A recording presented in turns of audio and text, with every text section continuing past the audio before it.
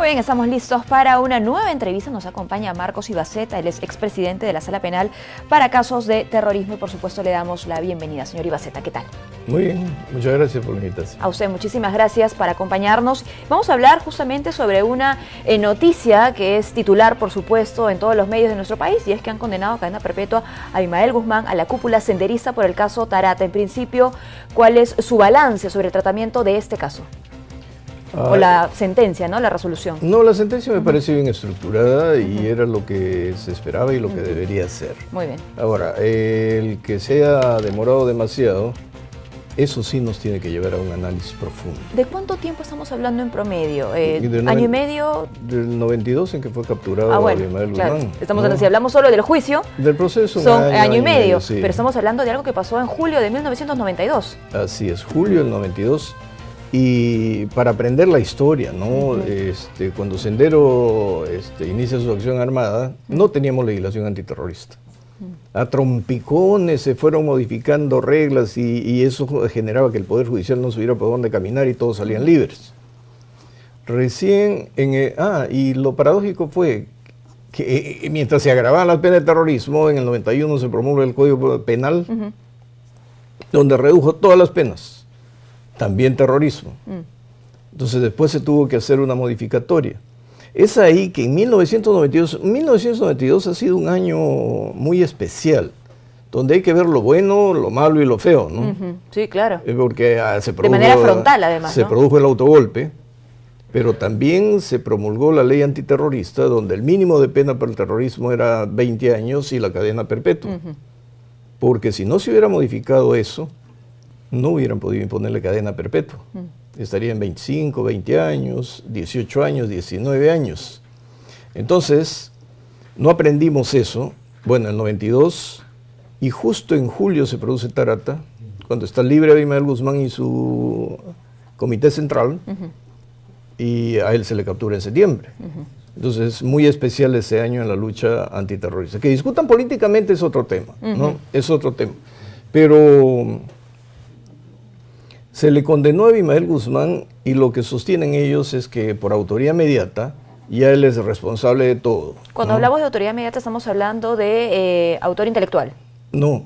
¿O no necesariamente? El poder de control que tenía una cúpula sobre toda la estructura, toda la organización y sobre las acciones de todos sus integrantes. Muy bien. Por eso es que al comité central. Y eso ha sido puesto en la sentencia, me parece, ¿no? Exactamente, por eso es que tal vez no incluyen a la señora Guatay, a otros que estaban en niveles intermedios, pero tendrían que investigar más.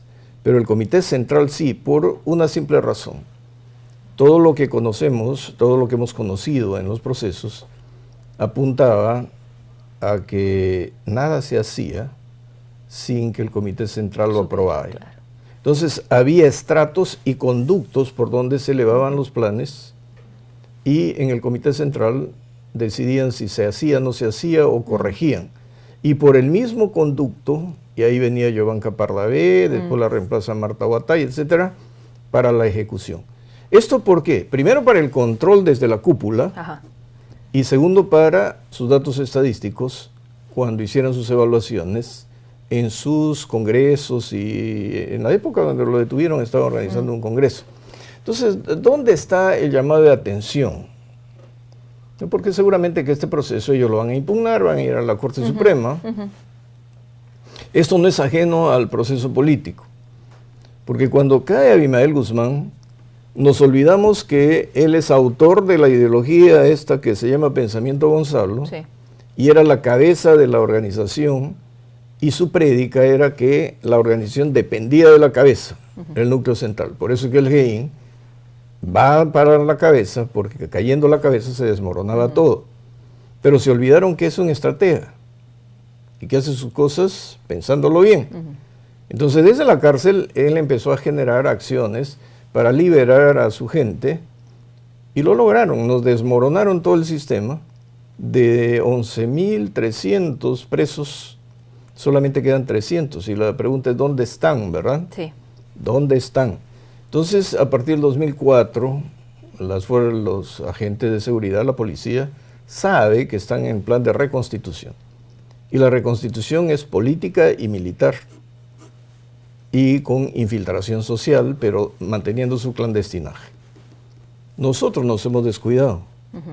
Ellos no, porque ahora, con cadena perpetua, ellos siempre asumen sus responsabilidades considerando que son una generación perdida y que su guerra va a durar décadas. Entonces tienen que asegurar el tránsito a una nueva generación y otra vez nos agarran desprevenidos.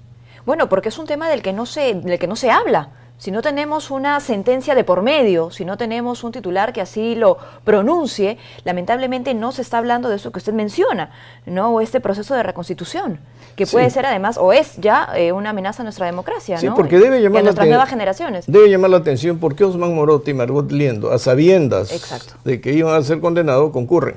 Porque hay uno, Límaco, creo que... Fueron a la audiencia. Que fueron a la audiencia sabiendo que se van con su... Fugó a Francia, me parece, el señor... Límaco, me parece. Sí. Ajá. Pero Osman Morote y Margot Liendo concurren. Entonces, ya, ellos asumen su responsabilidad, tienen la cadena perpetua, la discutirán. Pero mientras tanto, están eliminando el nombre de Sendero Luminoso, sustituyéndolo por Movadef, CONARE, FEDUP, pero como organizaciones de acción política, que no son senderistas, pero que sin embargo están con la ideología del pensamiento Gonzalo. Si ellos dicen que no son senderistas, entonces otra vez estamos en un escenario sin legislación antiterrorista para alcanzar a los de Movadef, los de FEDUP y de CONARE. Por eso es tan difícil ilegalizarlos. Entonces, bueno, celebremos esto porque cierra un capítulo muy duro y han recibido la sanción que merecen, pero... Sin quitar la mirada. Tenemos que mirar que la amenaza está ahí. Y además el escenario político, así como está, donde todo el mundo guerrea y se destruyen mutuamente. Y hay tanta desaprobación de nuestras autoridades, además. Así es. Que ese fue el gran peligro hace más de 20 años. Entonces la discusión ahora es, bueno, ¿quién tiene la fuerza material? Dirán ellos, el Estado. Pero ¿tiene la fuerza moral? No tiene la fuerza moral para la población. Y ese es el desafío que tenemos como país, ¿no? Bueno, en principio con nuestras autoridades, de fortalecer nuestras instituciones, ¿no? De buscar el respaldo de la ciudadanía. Así es. Ante un proceso electoral, ya que estamos hablando de nuestras autoridades que viene ya en unas semanas, nada más el 7 de octubre, muchos peruanos lamentablemente no saben aún por quién van a votar. No sabemos porque no tenemos información, porque aquí estamos en el dilema. O tienen la información, pero no quieren votar. Porque si Sendero está apostando por mostrarnos fuerza moral en alguien que ellos mantienen infiltrado, nosotros no sabemos si pertenece o no a ellos. Entonces, pero va a traer un mensaje fundamentalista, asesino a todos, fusilo a todos, expulso a todos, voto a todos. Y entonces no dicen cómo, igual que estas reformas que están proponiendo, nos dicen queremos, y no nos dicen cómo lo van a hacer, y a qué costo se va a hacer, y quiénes van a participar. Entonces, la población debe tener elementos para elegir gente que recupere la fuerza moral del país, de la nación peruana, del Estado. Si no recuperamos la fuerza moral, de nada nos sirve la fuerza material, porque por ahí se nos va a meter gente que después va a controlar la fuerza material y vamos a hacer, podemos ser otra Venezuela. Y ojo que el mensaje actual no va a ser sangriento. No. Porque no se van a repetir, ¿no?, las mismas estrategias de hace 25 años o 30 años. Sí, pero si llegan al poder, van a perpetuarse en el poder. Ahí va a empezar otra historia. Imagínense la barbaridad que dice Ortega en Nicaragua. Ni Dios me va a sacar de la presidencia. Es una herejía, él pagará las consecuencias, pero hasta ese nivel llegan cuando acceden al poder, disfrazados.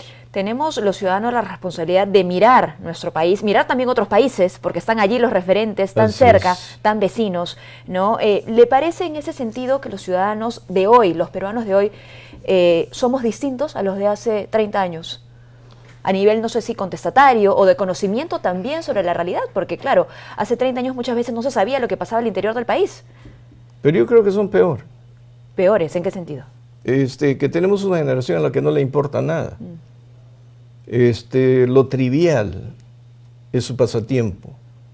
No leen, no se enteran, las noticias los aburren, no hacen análisis de la realidad, no hacen análisis de la institucionalidad del país, no les interesa. Basta ver lo que puede jugarnos hacen. En contra de la cultura de la inmediatez. Basta ver lo que ustedes hacen cuando van y preguntan a los chicos en cualquier parte. Están en otro mundo. Entonces, esa desconexión hace que el voto siempre va a ser emotivo. Claro, si no conocen la historia de A y luego A se disfraza de B, terminarás creyendo en B. Sí, pero es como creer en alguien que no se conoces. Cuando se casan solamente por la vista y después descubren quién es. Yo siempre le decía a mis alumnos, no te quedes con el lado brillante de la luna. Genera estímulos para que aparezca el lado oscuro, porque si no, después eso produce un choque, una frustración, y la frustración más violencia. Entonces aquí tenemos que seguir apostando. Fuerza moral, sí, pero ¿cómo establecemos la fuerza moral? ¿No? Y que la institucionalidad funcione. Muy bien. Estos podrían ser algunos hitos para la prevención. Así ¿no? es. ¿Qué otro tipo de acciones, digamos, tendrían que llevarse a cabo frente a este escenario actual? Ya ha hablado usted sobre la legislación. Mire, darle fuerza a la DIRCOTE, por ejemplo. Muy bien. Darle fuerza a la DIRCOTE, no poniéndole tantos elementos a su disposición, sino tecnología. Eso. Mucha tecnología, porque con... Y tecnología de la información, que además es la tendencia, ¿no? Y de los sujetos, para saber cómo están, quiénes son, por dónde andan, y también cuando se necesita autorizar escuchas, seguimientos, para ver cómo están estas organizaciones. Pero poner atención en el BRAEM, ¿no? Porque para nuestra opinión, los del BRAEM son los mismos de Sendero, que han cambiado su nombre, porque pues, no hay legislación, ahora le llaman partido militarizado, creo. Pero Sendero decía, nosotros vamos a una guerra, a una lucha, para imponer terror, pero primero resistiendo. Si resistimos y después nos envían a todas las Fuerzas Armadas, vamos a ir a un equilibrio estratégico. Y cuando superemos el equilibrio estratégico, pasamos al ataque. Si vemos el BRAEM, todo el mundo decía que ya no había nada, ¿no? Y sin embargo ellos golpean a cada momento y tenemos a toda nuestra Fuerza Armada y Policial metida allí y no pasa nada. ¿Eso significaría que para ellos hay equilibrio estratégico allí? Si están jugándonos al equilibrio estratégico y nadie está investigando este tema, es tremendamente peligroso porque sería una invitación a que se militaricen de nuevo. Muy bien, bueno, pues hay que tener muchísimo cuidado. Agradecemos su presencia, señor Ibaceta, el análisis que ha hecho usted, no solamente sobre esta sentencia, sino sobre el escenario actual que enfrentamos como país. Muchísimas gracias. Gracias a ustedes.